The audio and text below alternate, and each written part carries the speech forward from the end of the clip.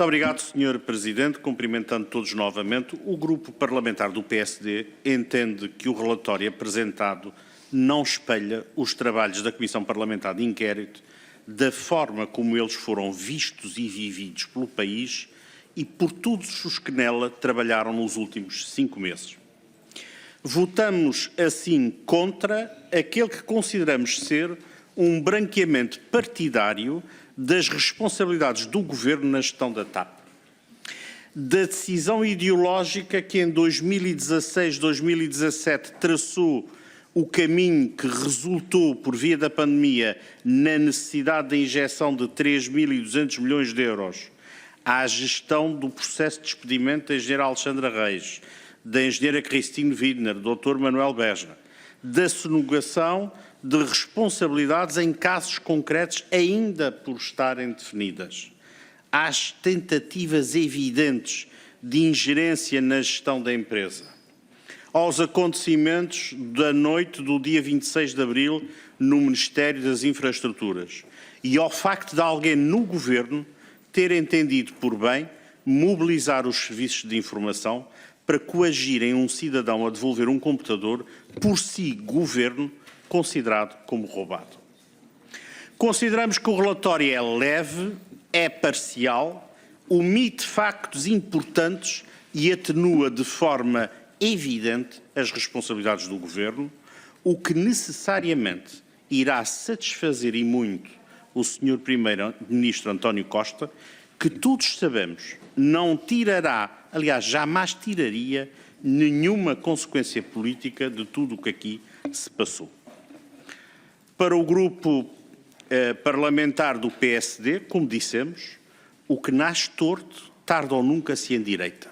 E vejamos, fizemos a votação final global, somente o Partido Socialista votou a favor. Por si só, isto é mais uma confirmação do isolamento em matéria do relatório que hoje apreciamos. Contudo, esta Comissão Parlamentar de Inquérito teve um grande mérito, que foi o dar o contributo para que as portuguesas e os portugueses pudessem avaliar por si mesmos, no seu íntimo, o grau de amadorismo evidente e chocante com que o Estado, que é o PS, gera coisa pública. O caso Alexandra Reis é apenas um sintoma daquilo que é a prática do Partido Socialista. Interferência, domínio, capitulação, numa lógica do puro poder pelo poder, num deserto de visão a longo prazo, onde a responsabilidade nunca habita nem é assumida. E é precisamente no enquadramento desta forma interiorizada de operar que o Governo entende não só chamar o SIS para recuperar um computador a um cidadão à meia-noite, como não prestar até hoje os devidos esclarecimentos ao país. Continuamos sem perceber quem afinal disse que o SIS seria a entidade adequada para tratar o alegado furto do computador das instalações do Ministério das Infraestruturas. Uma vez mais, é marca do Partido Socialista e é marca do Governo do Partido Socialista, o Estado é o partido. Não podemos deixar, nem poderíamos nunca de vincar que a decisão ideológica de em 2016 ter recomprado parte do capital social da TAP, satisfazendo e subjugando-se à vontade da geringonça, como aqui ficou provado, nada de diferente materialmente relevante trouxe à estratégia que estava definida no Acordo Estratégico de 2015. A recompra trouxe ainda a grande vantagem de colocar o Estado numa fragilidade negocial, fragilidade essa que permitiu um ato singular do Sr. David Neeleman sair com 55 milhões de euros de todos os contribuintes da TAP. Não há evidências que o Governo tenha interessadamente procurado alternativas de capitalização da TAP e há sim uma evidente sobrecapitalização da TAP imposta pelo Estado com o único objetivo de correr com os privados, como veio a acontecer.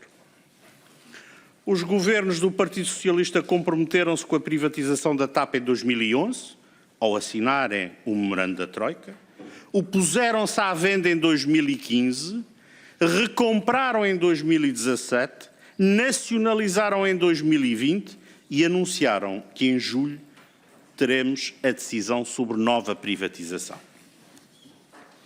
É claro para nós, como é para todos os portugueses que assistiram às audições, que as ingerências na TAP foram desde desviar um voo do Sr. Presidente da República, foi a ingerência na gestão da frota automóvel, na atribuição dos prémios dos administradores, foi um caso singular, mas muito emblemático, do Secretário de Estado e do Governo que pede esclarecimentos à TAP e participa na resposta, numa violação gravíssima da isenção e da postura que deve ter o Governo, e foi ainda quando afirmou, e aqui ficou demonstrado, que era o Ministério das Infraestruturas a única porta de entrada para o Governo.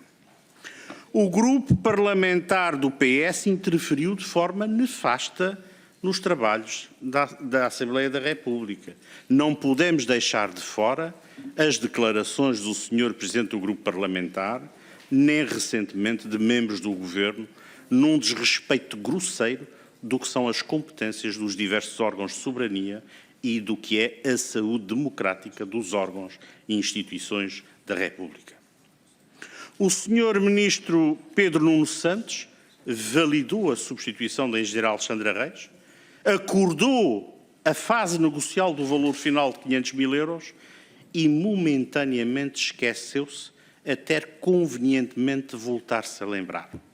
Ficou para nós claro todo este circuito que pretendeu aparentemente fazer uma encenação que só a ele convence. A IGF, entidade escolhida, dependente do Ministério das Finanças, vai, no fundo, avaliar procedimentos numa empresa que também é tutelada pelo próprio Ministro das Finanças, que é o mesmo Ministro que, em última instância, dá o aval ao relatório da IGF. Isto configura um conflito de interesses grosseiro que nunca e nunca sequer pelo próprio Ministro deveria ter sido admitido. A escolha da figura de justa causa para o despedimento, a litigância que já está anunciada em torno desta justa causa e eventuais indemnizações que todos os contribuintes possam vir ser chamados a pagar, deve-se à responsabilidade e à incompetência política do Ministro Fernando Medina e João Galamba. Não podemos também deixar de revelar que houve sempre a tentativa do Partido Socialista, nesta Comissão, de escolher a cingir o âmbito da Comissão conforme melhor entendia dar-lhe jeito às conclusões que hoje sozinho aprovou e votou. Não foi possível esclarecer qual dos dois membros do Governo faltou à verdade ao Parlamento, se o Ministro João Galamba ou o Secretário de Estado Adjunto Mendonça Mendes.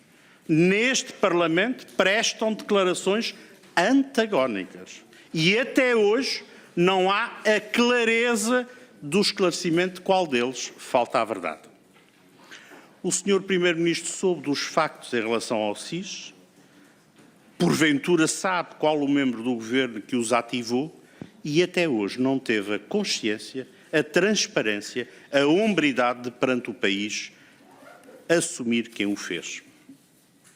No fundo, esta CPI, mais do que o objeto que foi exaustivamente analisado, mostra uma forma de ser, de estar deste Partido Socialista, pese embora também devamos considerar, muitas vezes a árvore não é floresta, mas os dirigentes atuais que confundem o Estado com o Governo, com o Partido, têm uma influência muito nefasta naquilo que é a condução dos destinos do país. E isto para nós ficou subejamente à mostra de nós e de todos os portugueses. E por isso, o PSD começou por dizer e diz, por muito que este relatório queira branquear, queira fazer o frete ao Sr. Primeiro-Ministro, felizmente, grande parte do país assistiu na primeira pessoa àquilo que é a máquina do poder e de influência do Partido Socialista sem máscaras e a nu. E isto nós vamos deixar plasmado na nossa declaração de voto, nas nossas conclusões e que farão parte integrante deste relatório, para que não se tente, uma vez mais, apagar a história, esconder a verdade e ofuscar a democracia. Muito obrigado.